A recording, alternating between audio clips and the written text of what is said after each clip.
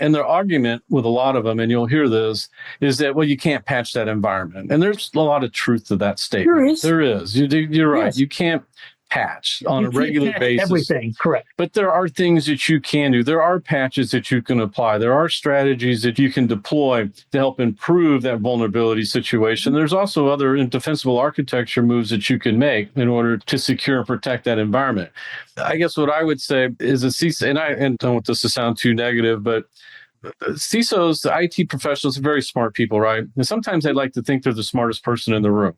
And if you truly are the smartest person in the room, you're in the wrong room. Right. So you got to get to another room where you're not the smartest person in the room so you can learn from others on what's going on, specifically when it comes to that plant floor. And if you're not willing to do that, you're not going to be able to solve this problem. You're not going to get better.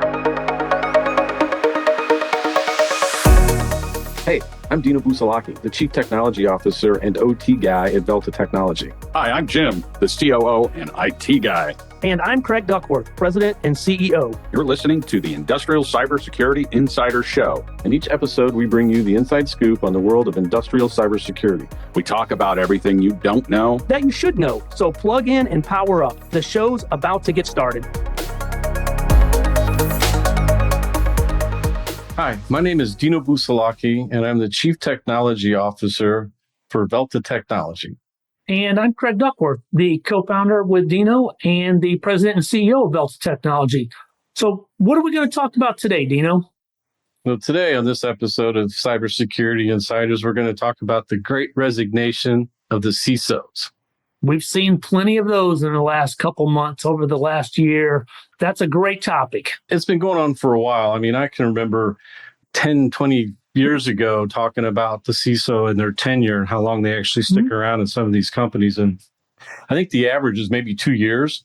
Very short usually. Yeah, and the CISOs that we work with that are responsible for critical infrastructure and manufacturing organizations have a tough time trying to get their arms around exactly what assets they have inside these manufacturing facilities. And regardless of all the other challenges they have, just generally speaking with their business systems, trying to figure out what's going on that plant floor with assets that have been around for decades, right? Not a few years, but in decades, run by an organization and a group of people that aren't really under their control per se, especially the technology.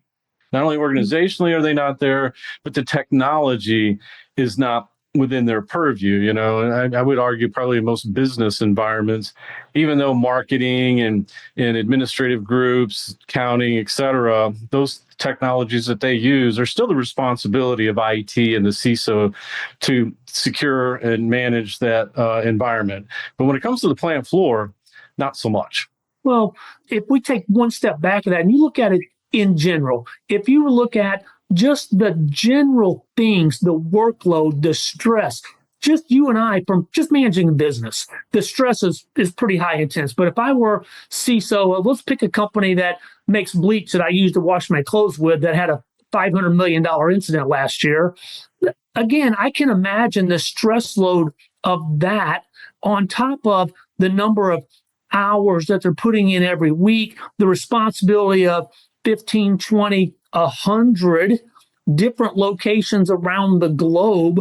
How do you even comprehend managing that responsibility just as in general, not to mention when you look at it from our aspect on the plant floor of going down and managing assets that you don't know really what they do, or you don't really have any control over them. But just in general, there's a lot of stuff going on. I could see why people would quit. I'd want to too sometimes. Well, you have an explosive growth in the Internet of Things, the edge of your network, the complexities that those technologies bring. You got the sophistication of the bad actors out there, right? Yeah. And then throw AI into the mix on top of all of this. Yeah. And it's like the gerbil on the wheel. You can run as fast as you want. You just can't get where you want to go. And so this responsibility falls to them. And so a lot of them just, to your point, the workload, the stress, responsibility, and can't really make effective change within the environment. Well, the easiest path for them is out the door, I'm giving you responsibility, but I'm not giving you authority to make a change because We've seen it 100 times. We walk in and the plant manager's got their own internet pulled in because you've got a CISO or a VP of IT that says, hey, you can't have access to that. And plant manager, again, tasked with different metrics, says, I'm told make stuff. So I called the internet service provider. I got an internet line. We're up and making stuff because that's what my whole team is paid based off of on metrics. And we had to do that. So I can't, you've said this a ton of times. Security gets in the way of progress. And they don't equate it like safety, right? I mean, from a corporate global perspective, everybody understands the responsibility of safety, but the execution has got to be done locally, right? And the people in the plant level have to be responsible for safety, right? You can't sit in some corporate office somewhere and make sure that somebody is not working in the plant unsafe, not wearing the proper PPE, doing things that are unsafe, whether it's with hazardous materials or high work, working up on top of scaffolding or ladders and not tying off and not putting cones, not having multiple people in place to do that. It has to be done at the local level to ensure the safety that you're really after. So to me, cybersecurity in regards to these industrial assets, these control systems, you have to have the same mindset, right? Think globally, act locally. In order to do that, you have to have a really good understanding of what's going on within that plant. And the challenge there is to what you just said, cybersecurity gets in the way of getting things done if you're the operators and the plant management teams that are just trying to make goods, quality goods, at a reasonable price and having their assets available to do it. And they don't really think about cybersecurity as being their problem or responsibility.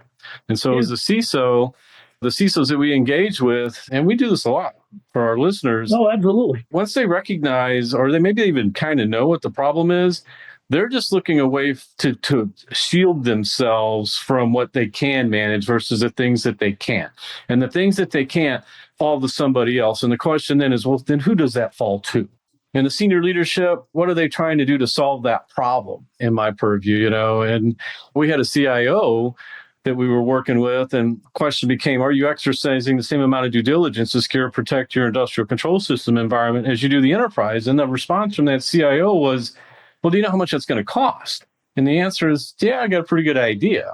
And that person knew the resources that you need, the budgeting that you need, and boots on the ground to get your arms around what's at the peripheral of that network, at the edge of that environment. To them, it seems monumental, right? Well, it's different. You look at an IT infrastructure and an IT organization where you can have 3 or 4 engineers that are managing the network from a remote location that can log in, do everything. They don't have to be boots on the ground. The entire network is accessible via remote access. It's a different situation, different organization. We look at how many resources are required just to manage the OT environment in general as related to an IT environment.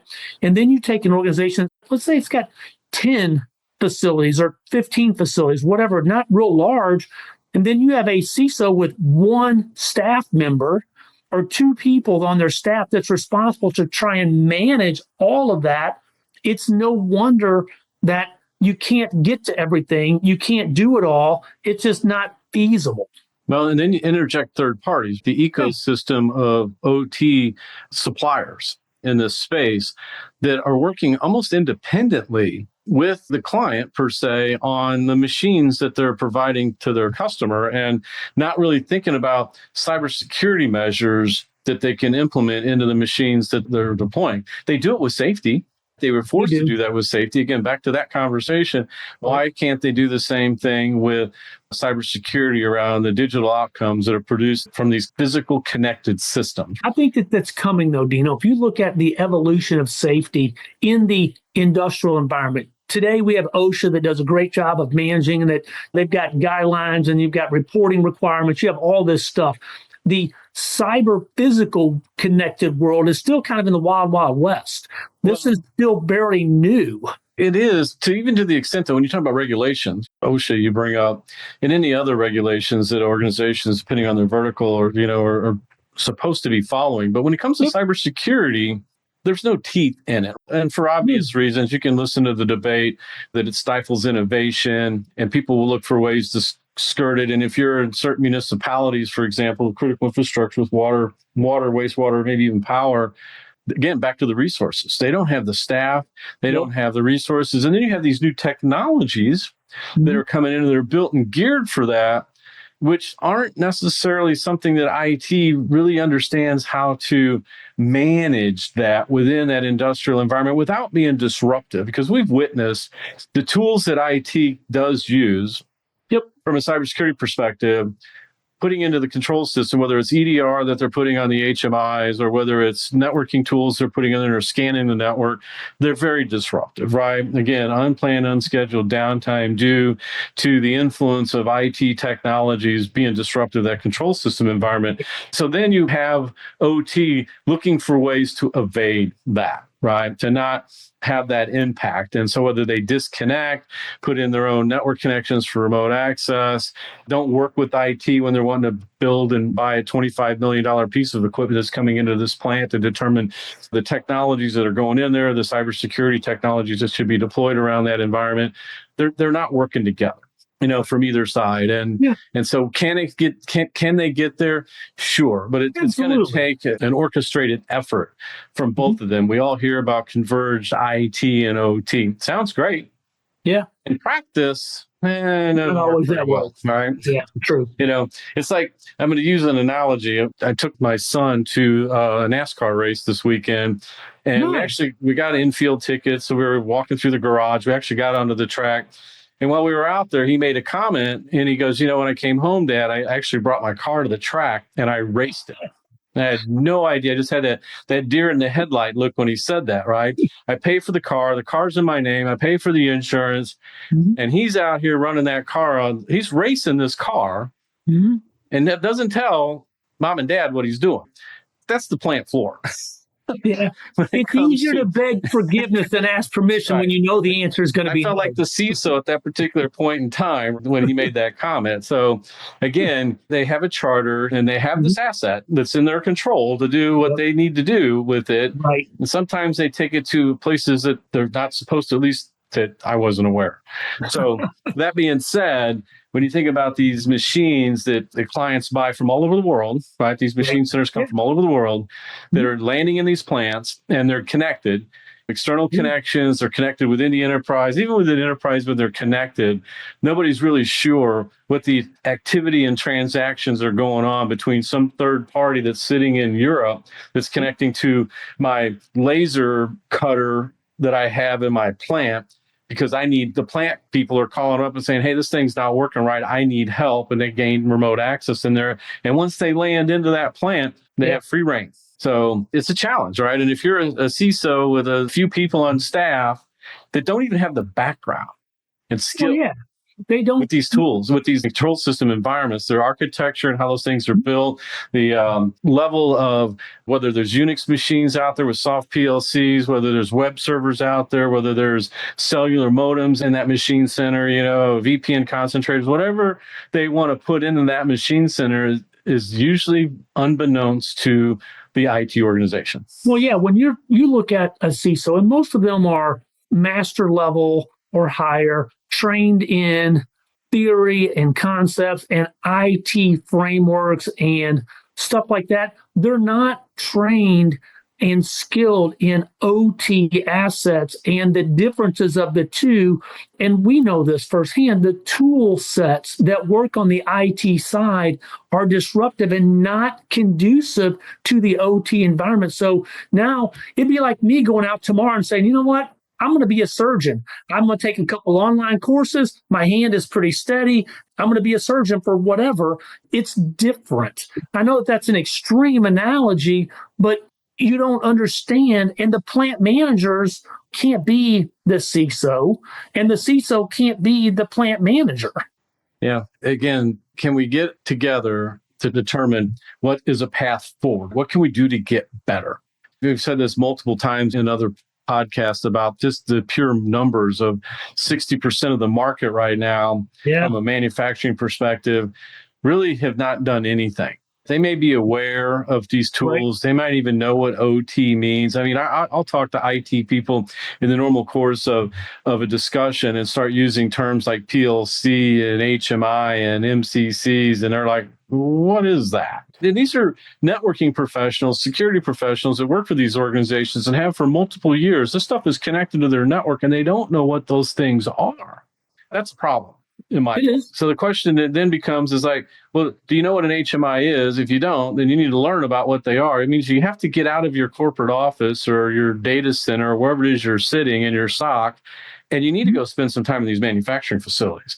And I don't mean just take the tour, where you're sitting up on the mezzanine up here where you walk and you look down over the plant and say, yeah, I toured the plant. No, I'm talking about going out there and spending a couple of days in that environment, and watch them make goods and ask questions about what those machines and look inside those panels to see what the stuff is that they have in there that run those connected physical systems. Yeah. That's the only way you're going to solve this problem. And from an organizational standpoint, you're not going to go out and hire a bunch of people. No, but the CISO would have to go out and they'd have to buy some steel-toed shoes, and they have to borrow some safety glasses, and they have to borrow a hat, hard hat, because and I know that the plant management team is not going to let them on the plant floor without that stuff, that PPE in place first. Well, not only that, but saddle them with the people that actually work with that stuff every day, right? Yeah, and walk them together. Absolutely. Right. The person that actually has the keys or the tools to open that panel up or to be out there during maintenance windows when they have planned downtime so you can actually get into some of that stuff, because some of that equipment you can't even get close to or get into it unless it's locked out, tagged out, de-energized, and powered down. So that means you got to probably work after hours, off hours to even gain access to some of this stuff. If you're not willing to do that, then you're not going to solve this problem. You're just not. So from a CISO perspective, when something happens, most people will argue, well, most of the attacks come from IT. They come through IT. They impact IT systems. You have to understand that those control systems use a lot of the same technology, Windows, for example, to run that plant floor. Well, some of it might be old, and IT people, when they hear Windows 7 or Windows XP, they just want to say, can't just disconnect that. I'm going to disconnect a $20 million piece of equipment that runs a key portion of my plant, and I can't do that. Well, we see so many of the networks are flat. I've heard super flat networks. I've heard flat networks. I've heard everything from, unmanaged networks, from the CEO's office and their printer and their fax machine all the way to their PLCs and their CMC machines, and everything else is on the same network. Well, it logically makes sense that if something does come through the IT side, once they're in the network and they can see everything, if the bad actors understand what they're looking for, they're going to go for the underbelly of the beast, and they're going to find that soft, vulnerable portion of all those unpatched vulnerabilities on the OT side. That's what they're looking for. They've recognized that they shut down production. Organizations will do anything that they can to pay the piper to get up and running, because that's how they make their money. Well, and their argument with a lot of them, and you'll hear this, is that, well, you can't patch that environment. And there's a lot of truth to that statement. There is. You're right. Yes. You can't patch on a regular basis. Everything, correct. But there are things that you can do. There are patches that you can apply. There are strategies that you can deploy to help improve that vulnerability situation. There's also other indefensible architecture moves that you can make in order to secure and protect that environment. I guess what I would say is a CISO, and I don't want this to sound too negative, but CISOs, the IT professionals, are very smart people, right? And sometimes they like to think they're the smartest person in the room. And if you truly are the smartest person in the room, you're in the wrong room. Right. Time to find some new friends. So you got to get to another room where you're not the smartest person in the room so you can learn from others on what's going on, specifically when it comes to that plant floor. And if you're not willing to do that, you're not going to be able to solve this problem. You're not going to get better. 100% true.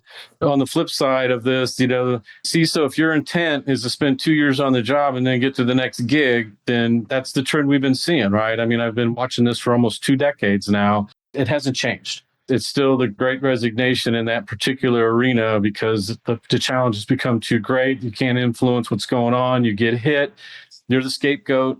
And it's an unfortunate situation. But at the same time, what are you doing to try to get involved into that particular space to keep that plant floor up and running? If you can keep that plant floor up and running, regardless of the millions of dollars that you spent from a cybersecurity perspective with resources and technology to defend and protect the enterprise. And you still get breached.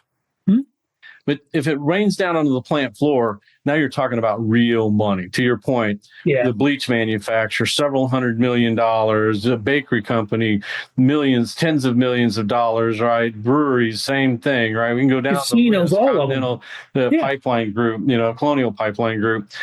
And it happens all the time.